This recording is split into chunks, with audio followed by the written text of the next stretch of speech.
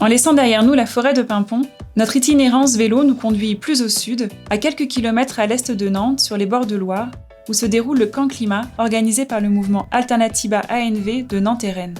Ce mouvement a émergé à Bayonne en 2013, où s'est tenu le premier village des alternatives. Depuis, il agit en faveur de la justice sociale et climatique, en valorisant et portant des alternatives citoyennes et locales en France et ailleurs. Il se veut large, déterminé, radical et populaire, tout en fonctionnant avec plus de 130 collectifs locaux autonomes. En parallèle, le mouvement de résistance et de désobéissance civile ANV COP21, ANV pour Action non violente, se donne pour mission de lutter contre les projets, entreprises et politiques climaticides. Ce sont deux entités étroitement liées, considérées comme les deux jambes d'un même mouvement, travaillant ensemble de façon complémentaire et coordonnée. En prenant part à ce camp climat en tant que collectif, notre souhait est de partager nos expériences et nos connaissances afin d'animer des formations sur l'action non violente et la désobéissance civile, ainsi qu'en partageant d'autres de nos pratiques et de participer nous-mêmes à certains ateliers et formations afin de continuer à nous informer et à nous questionner. Pour commencer, nous remercions Margot qui devait vous présenter le camp climat et ses intentions, mais suite à des problèmes techniques, nous ne pouvons malheureusement pas utiliser ses prises. Je vous transmets donc ses propos en restant le plus proche possible de la manière dont elle les avait formulés. Le camp climat est un espace de formation se déroulant cette année sur 4 jours, durant lesquels sont organisés ateliers, conférences et tables rondes. Cela afin que les personnes déjà conscientes du dérèglement climatique et des enjeux climatiques et sociaux viennent se former et apprendre davantage sur les mouvements au niveau du territoire, comme ici à Nantes, comment ils s'organisent au niveau local et comment s'engager à la rentrée pour ainsi renforcer le mouvement climat. Ce camp climat est ouvert à toutes et tous et s'adresse particulièrement aux personnes déjà intéressées par ces problématiques. L'idée principale est d'approfondir des sujets comme l'artificialisation des sols, les énergies, ainsi que les actions non violentes de désobéissance civile. Il y a également le souhait de faire intervenir des acteurs et actrices des mobilisations locales et aussi des associations partenaires avec lesquelles Alternatiba travaille. À la suite du camp climat, il est prévu de relancer la campagne aviation qui vise à lutter contre l'extension de l'aéroport de Nantes Atlantique. Alternatiba souhaite mobiliser l'ensemble des personnes du camp climat et le mouvement climatique dans sa globalité pour agir ensemble sur les campagnes avec chaque citoyen et citoyenne. Le contenu de cette vidéo documentaire n'a pas vocation à présenter ou décrire le déroulement de ce camp climat, mais plutôt d'être un support de questionnement, de réflexion à l'attention de celles et ceux à qui il fera écho.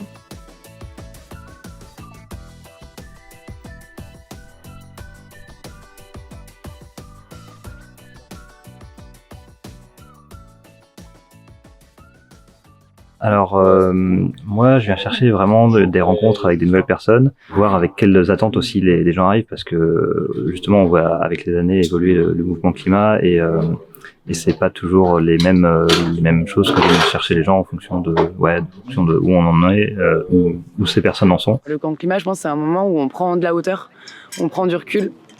Et surtout, on le fait ensemble, quoi. Je cherchais des alternatives et je cherchais des moyens de me rapprocher ou d'avoir une interconnexion avec des milieux militantisme. Et je me dis que le camp climat, c'était un moyen de découvrir ça. C'est sentir le mouvement climat, en parler avec d'autres associations, d'autres collectifs, et puis se dire où est-ce que les choses s'emboîtent et à quel moment on peut aller ensemble. Je trouve que c'est un chouette moment qui aussi redonne du baume au cœur, montrer qu'il y a des gens qui sont investis dans la lutte et que sur le territoire, on va pouvoir mener des actions et juste se recroiser, se dire qu'on a créé un moment de lien. J'ai commencé la compréhension des enjeux par l'alimentation, en me disant que je voulais changer mon alimentation parce qu'elle me convenait plus après avoir lu, entendu des choses. Et petit à petit, en me disant, au début, je mangeais plus de viande, mais je prenais l'avion sans même comprendre l'aspect systémique de la lutte ou des impacts que ça pouvait avoir. Au fur et à mesure des années, des prises de conscience et tout, j'ai changé.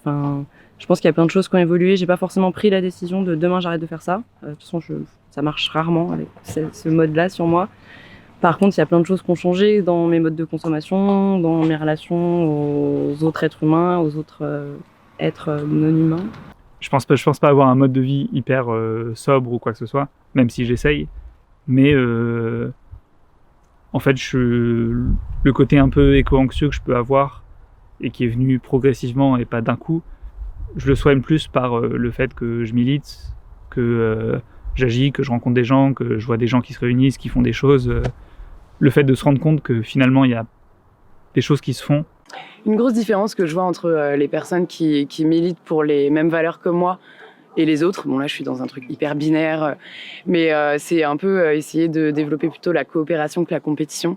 J'ai l'impression que le néolibéralisme et notre éducation, le capitalisme et tout ça est dirigé vers la compétition. Et je pense que c'est vraiment dans cette idée de solidarité, de faire les choses ensemble. L'écologie, c'est pas juste lutter pour la planète, c'est aussi justement la justice sociale aussi. Et du coup, si je fais aussi des choses pour des gens qui habitent très loin et tout ça, je pense que c'est aussi important d'être solidaire et respectueux des gens qui vivent juste à côté de chez moi. Donc essayer de rencontrer les gens, fédérer autour aussi d'autres thèmes que l'écologie. Fédérer, passer d'actions individuelles à celles portant une dimension collective et unitaire. Sur ce lieu de formation, chacun, chacune, suit son propre chemin d'apprentissage et de questionnement en fonction de ses aspirations et aptitudes afin de se rassembler pour agir ensemble en vue d'un but commun.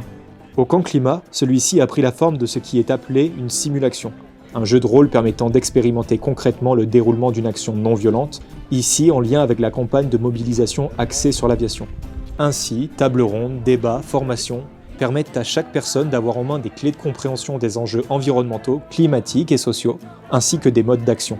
Cela pour que chacune puisse s'interroger sur ce qu'elle est capable de mener, de se positionner individuellement à la fois sur le type et le degré d'engagement souhaité, afin de décider en âme et conscience de la manière la plus juste d'agir.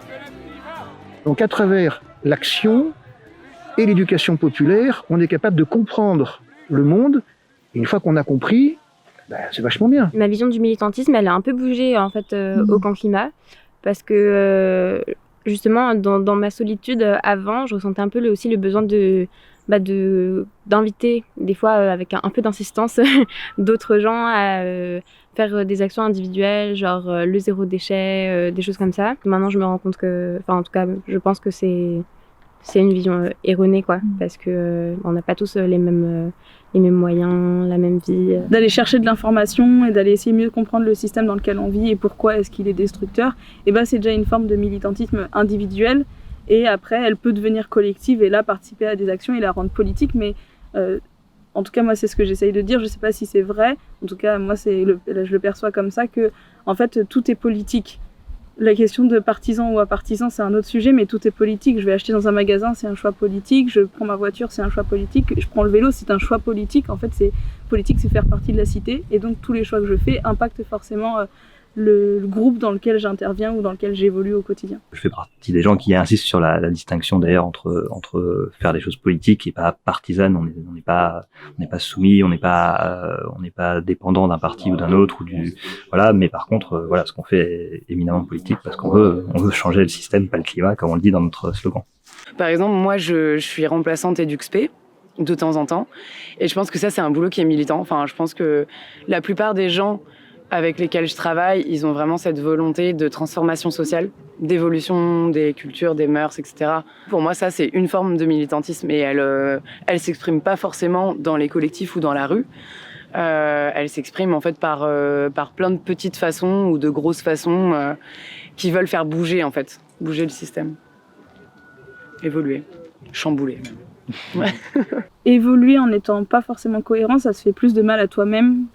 En fait, au final, d'être en dissonance, par exemple, ça te fait plus de mal à toi-même. Et donc, de se dire, plus je comprends les enjeux déjà à mon échelle et individuellement, plus l'action collective que je vais mener, elle va être percutante et pertinente. Est-ce qu'on peut changer la planète juste en se changeant nous-mêmes en tant qu'individus, citoyens, citoyennes ? Je pense que non. Enfin, je pense que tout est complémentaire. Je pense que faut pas qu'il y ait que les individus qui changent.